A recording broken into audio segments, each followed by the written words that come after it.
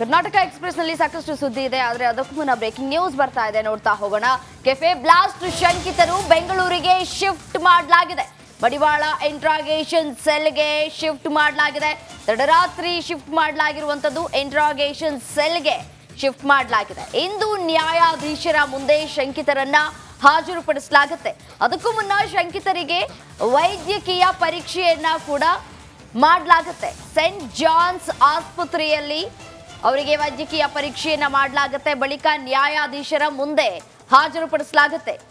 ಬೆಂಗಳೂರಿನ cafe blast ಪ್ರಕರಣಕ್ಕೆ ಸಂಬಂಧಪಟ್ಟಂತೆ ಶಂಕಿತರನ್ನ ಇದೀಗ ಬೆಂಗಳೂರಿಗೆ ಶಿಫ್ಟ್ ಮಾಡಲಾಗಿದೆ. ಶಂಕಿತರನ್ನ ಬೆಂಗಳೂರಿಗೆ ಕರೆತಂದಿದ್ದಾರೆ ಎನ್ಐಎ ಅಧಿಕಾರಿಗಳು. ಕೋಲ್ಕತ್ತಾದಿಂದ ಶಂಕಿತರನ್ನ ಎನ್ಐಎ ಅಧಿಕಾರಿಗಳು ಕರೆತಂದಿದ್ದು, ಇವತ್ತು ಇಂಡಿಗೋ ವಿಮಾನದಲ್ಲಿ ಬಂದಂತಹ ಶಂಕಿತರನ್ನ ನ್ಯಾಯಾಧೀಶರ ಮುಂದೆ ಹಾಜರುಪಡಿಸಲಾಗುತ್ತೆ. ಏರ್ಪೋರ್ಟ್ನಲ್ಲಿ ಬಿಗಿ ಬಂದೋಬಸ್ತನ್ನ ಕೂಡ ಮಾಡಿಕೊಳ್ಳಲಾಗಿದೆ. ಪ್ರವೇಶ ದ್ವಾರದ ಬಳಿ ಪೊಲೀಸ್ ಬಿಗಿ ಬಂದೋಬಸ್ತನ್ನ ಕೂಡ ಒದಗಿಸಲಾಗಿದೆ. ಯಾವುದೇ ಅಹಿತಕರ ಘಟನೆಗಳು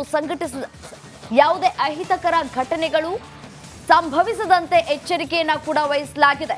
ಶಂಕಿತರನ್ನ ರಹಸ್ಯವಾಗಿ ಎನ್ಐಎ ಅಧಿಕಾರಿಗಳು ವಿಮಾನದ ಮೂಲಕ ಕರೆದೊಯ್ತಾ ಇದ್ದಾರೆ. ಇನ್ನು ಎನ್ಐಎ ಅಧಿಕಾರಿಗಳು ಕೆಂಪೇಗೌಡ ಏರ್ಪೋರ್ಟ್ನಿಂದ ಕರೆದು ಕೂಡ ತೆಗೆದುಕೊಂಡು ಬಂದಿದ್ದಾರೆ. ಈ ಕುರಿತು ಮತ್ತಷ್ಟು ಡೀಟೇಲ್ಸ್ ಕೊಡ್ತಾ ಹೋಗ್ತಾರೆ ನಮ್ಮ ಪ್ರತಿನಿಧಿ ನಾಗರಾಜ್ ನೇರ ಸಂಪರ್ಕದಲ್ಲಿ ಜಾಯಿನ್ ಆಗ್ತಾ ಇದ್ದಾರೆ. ಏನು ನಾಗರಾಜ್, ಇದೀಗ ಶಂಕಿತರನ್ನ ಬೆಂಗಳೂರಿಗೆ ಕರೆ ತಂದಿದ್ದಾರಾ? ನ್ಯಾಯಮೂರ್ತಿಗಳ ಮುಂದೆ ಎಷ್ಟು ಗಂಟೆಗೆ ಹಾಜರುಪಡಿಸಲಾಗತ್ತೆ? ಮುಂದಿನ ಪ್ರೊಸೀಜರ್ ಯಾವ ರೀತಿ ಆಗಿರುತ್ತೆ? ಡೀಟೇಲ್ಸ್ ಕೊಡ್ತಾ ಹೋಗೋದಾದ್ರೆ.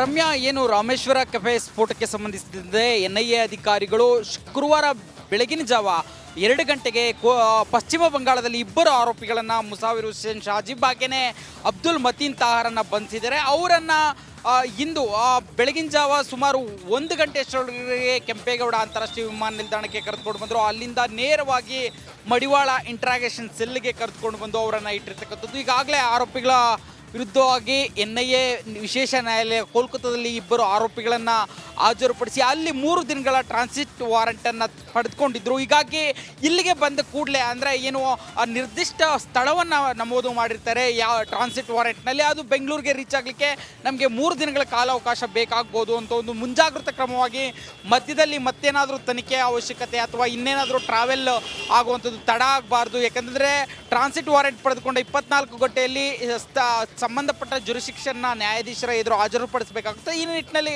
3 ದಿನಗಳ ಕಾಲಕ್ಕೆ ಎಕ್ಸ್ಟೆಂಡ್ ಮಾಡಿ ಟ್ರಾನ್ಸಿಟ್ ವಾರೆಂಟನ್ನು ಪಡೆದುಕೊಂಡಿದ್ದು. ಆದರೆ ಇವತ್ತು ವಿಮಾನದ ಮುಖಾಂತರ ಬಂದ ಕಾರಣ ತಡರಾತ್ರಿ ಅವರು ಇಲ್ಲಿಗೆ ಆಗಮಿಸಿರ್ತಕ್ಕಂಥದ್ದು. ಈ ನಿಟ್ಟಿನಲ್ಲಿ ಇವತ್ತು NGVಯಲ್ಲಿರ್ತಕ್ಕಂಥ ನ್ಯಾಯಾಧೀಶರ ಮನೆಗೆ ಅವರನ್ನು ಹಾಜರುಪಡಿಸುವ ಸಾಧ್ಯತೆ ಇರತಕ್ಕಂಥದ್ದು. ಯಾಕಂತಂದರೆ ಇವತ್ತು ಸೆಕೆಂಡ್ ಸ್ಯಾಟರ್ಡೆ ಆಗಿರೋ ಕಾರಣ ಅವರನ್ನು NGVಯ ನ್ಯಾಯಾಧೀಶರ ಎದುರು ಹಾಜರುಪಡಿಸಿ ಹೆಚ್ಚಿನ ಕಸ್ಟಡಿಗೆ ಕೇಳುವ ಸಾಧ್ಯತೆ ಇರತಕ್ಕಂಥದ್ದು. ಅದಕ್ಕೂ ಮೊದಲು ಅವರನ್ನು ಸೆಂಟ್ ಜಾನ್ಸ್ ಆಸ್ಪತ್ರೆಯಲ್ಲಿ ವೈದ್ಯಕೀಯ ಪರೀಕ್ಷೆಗೆ ಒಳಪಡಿಸಲಾಗುತ್ತೆ ಅಂತೇಳಿ NIA ಮೂಲಗಳು ಹೇಳ್ತಾ ಇರ್ತಕ್ಕಂಥದ್ದು. ಇನ್ನು ಈ ಒಂದು ಪ್ರಕ್ರಿಯೆ ಮುಗಿದ ಬಳಿಕ ಎಷ್ಟು ದಿನಗಳ ಕಾಲ NIA ಅಧಿಕಾರಿಗಳ ವಶಕ್ಕೆ ಆರೋಪಿಗಳನ್ನು ನೀಡ್ತಾರೆ ಅನ್ನೋದ್ರ ಮೇಲೆ NIA ಅಧಿಕಾರಿಗಳು ಯಾವ ರೀತಿ ಒಂದು ತನಿಖೆಯ ಮುಂದಿನ ಭಾಗವನ್ನು ಮುಂದುವರಿಸಬೇಕು ಅನ್ನೋದರ ರೂಪರೇಷೆ ಸಿದ್ಧವಾಗುವಂಥದ್ದು. ಈ ಒಂದು ವಿಚಾರಣೆಯ ಭಾಗವಾಗಿ ಸಾಕಷ್ಟು ಮಜರ್ಗಳನ್ನು ನಡೆಸಬೇಕಾಗಿದೆ, ಸಾಕಷ್ಟು ಜನರನ್ನು ಎನ್ಕ್ವೈರಿ ಮಾಡಬೇಕಾಗಿದೆ.